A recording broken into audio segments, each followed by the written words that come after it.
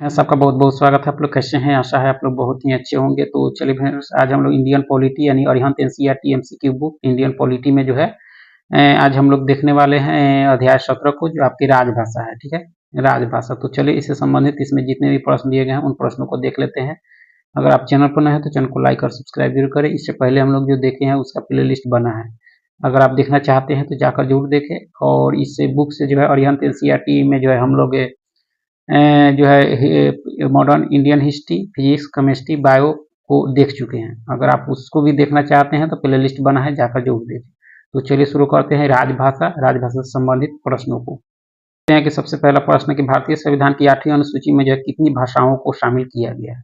तो आपके 22 है। कितने हैं? 22। भारतीय संविधान की 8वीं अनुसूची में जो है 22 भाषाओं को जो है शामिल किया गया। इस अनुसूची में जो है प्रारंभ में केवल 14 भाषाएं थी, लेकिन 21वें संविधान संशोधन अधिनियम 1967 द्वारा जो है सिंधी को, 71वें संविधान संशोधन अधिनियम 1992 द्वारा नेपाली और कोंकणी तथा जो है मणिपुरी को, तथा 92वें जो है संविधान संशोधन अधिनियम 2003 के द्वारा जो है बोडो, डोगरी, मैथिली तथा जो है संथाली भाषा को जो है इस अनुसूची में जोड़ा गया आपका।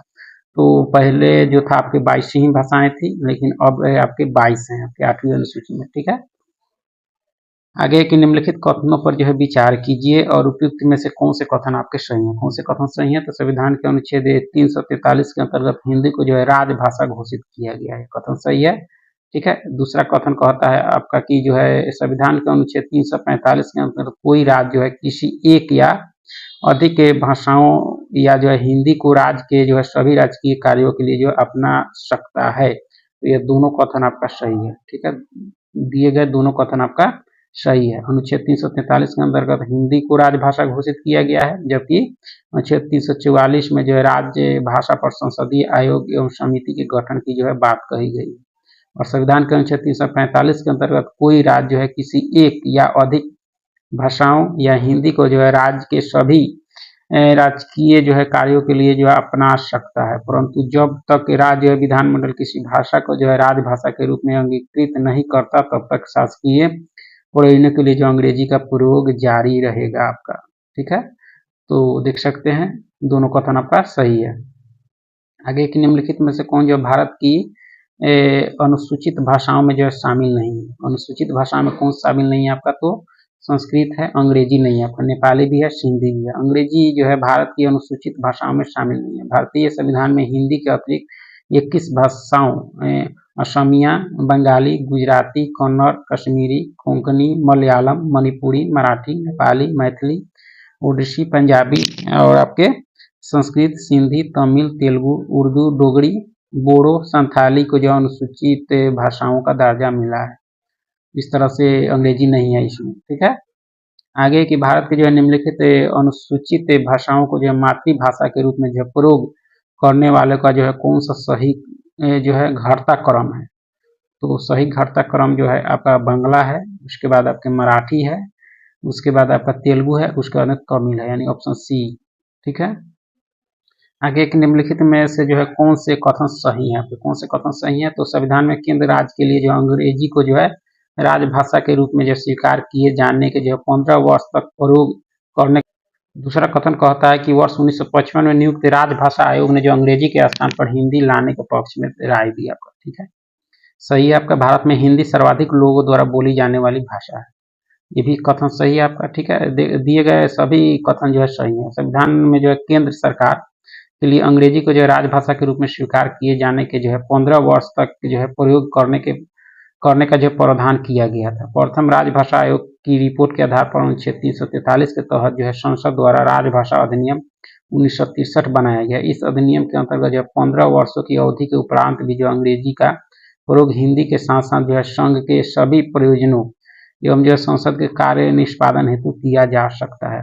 ठीक है, 1955 राष्ट्रपति ने जो है बीजी खरे की अध्यक्षता में एक राजभाषा आयोग का गठन किया, जिसने जो अंग्रेजी के स्थान पर हिंदी लाने के पक्ष में अपनी राय दी। भारत में जो है 43.63% लोगों द्वारा हिंदी बोली जाती है, जो भारत में जो है सर्वाधिक बोले जाने वाली भाषा है। आगे के निम्नलिखित कथनों पर विचार कीजिए। निम्नलिखित कथनों पर विचार कीजिए और उपयुक्त में से कौन से कथन आपके सही हैं? कौन से कथन सही हैं? तो भाषा के स्तर पर भारत जो है दुनिया का संभवतः सबसे अधिक विविधता वाला देश है। यह क्या है आपका कथन आपका सही है आपका, ठीक है। कोई एक भाषा जो है बहुसंख्यक भारतीयों की मातृभाषा नहीं है, ये भी कथन सही है। तो दिए गए दोनों कथन आपका सही है, दिए गए दोनों कथन आपका सही है। भाषा के स्तर पर जो भारत दुनिया का संभवतः सबसे अधिक जो है विविधता वाला देश है। यहाँ विभिन्न राज्यों क्षेत्रों में जो अलग अलग भाषा, हिंदी, बांग्ला, असमिया, कन्नड़, मैथिली, तमिल आदि जो है भाषाएं बोली जाती है। कोई एक भाषा जो है बहुसंख्यक भारतीयों की मातृभाषा नहीं है। 2001 की जनगणना में लोगों ने जो है 1300 से अधिक जो है अलग अलग भाषाओं को अपनी जो है मातृभाषा के रूप में दर्ज कराया था आपका, ठीक है। तो इस तरह से दोनों कथन आपका सही है। आगे के निम्नलिखित कथनों पर विचार कीजिए और उपयुक्त में से कौन से कथन आपके सही हैं। तो संविधान के अनुच्छेद 344 में यह उपबंध है कि संसद के दोनों सदनों की जो है 30 सदस्यों वाली जो है राजभाषा समिति का गठन किया जाएगा, ये कथन सही है।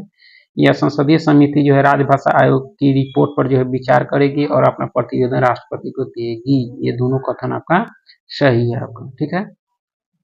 आगे है कि राजभाषा के जो है संवैधानिक विकास की प्रक्रिया को जो है कालक्रम अनुसार व्यवस्थित करे। तो सबसे पहले राजभाषा आयोग हो जाएगा आपका, ठीक है। उसके बाद आपका हो जाएगा राजभाषा अधिनियम, उसके बाद त्रिभाषी फॉर्मूला, उसके बाद राजभाषा संशोधन विधेयक, यानी ऑप्शन सी, यानी ऑप्शन ए के अनुसार इसका जो है क्रम कर सकते हैं। देख सकते हैं राजभाषा के संवैधानिक विकास की प्रक्रिया के संबंध में जो है सही क्रम आपका ये है आपका 1955 में राजभाषा आयोग का गठन किया गया था, जिसके अंतर्गत हिंदी भाषा को जो है प्राथमिकता दी। राजभाषा के अधिनियम को जो है वर्ष 1963 में जो है संसद के समक्ष प्रस्तुत किया गया था और दक्षिण भारत और जो है बंगाल के सदस्यों ने जो इसका विरोध किया था। त्रिभाषी फॉर्मूला वर्ष 1964 में अस्तित्व में आया था। इसके अनुसार देश के जो है सभी विश्वविद्यालय जो अपनी क्षेत्रीय भाषा तथा अंग्रेजी को पढ़ाएंगे, ठीक है। 1967 में संसद के जो है राजभाषा विधेयक को जो है संशोधित किया गया और इसमें यह प्रावधान किया गया कि अंग्रेजी का जो है प्रयोग राजकीय कार्यों में तब तक प्रयोग किया जाएगा जब तक सभी जो है हिंदी भाषी राज्य जो है अपने विधानमंडल में प्रस्ताव द्वारा जो हिंदी को अपनाने के लिए तैयार नहीं हो जाते। तो इस तरह से सही क्रम देखा जाए तो आप ऑप्शन ए के अनुसार इसका सही क्रम पढ़ सकते हैं।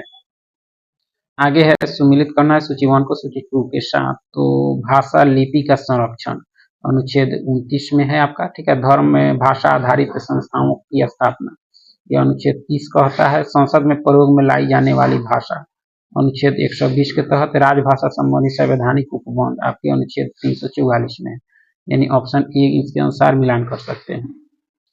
आगे के निम्नलिखित कथनों पर विचार कीजिए और उपयुक्त में से कौन से कथन आपके सही हैं। तो कौन से कथन आपके सही हैं देखा जाए तो पहला कथन कहता है कि 1955 में नियुक्त राजभाषा आयोग ने जो अंग्रेजी के स्थान पर हिंदी भाषा को प्राथमिकता दी थी, यह सही है। वर्ष 1963 में राजभाषा अधिनियम को जो है संसद के समक्ष प्रस्तुत किया गया, भी कथन सही है। 1964 में संसद में जो है त्रिभाषी फॉर्मूला को लाया गया, जिसके जो अनुसार देश के सभी विश्वविद्यालय अपनी जो है क्षेत्रीय भाषा तथा अंग्रेजी में पढ़ाएंगे, भी कथन सही है।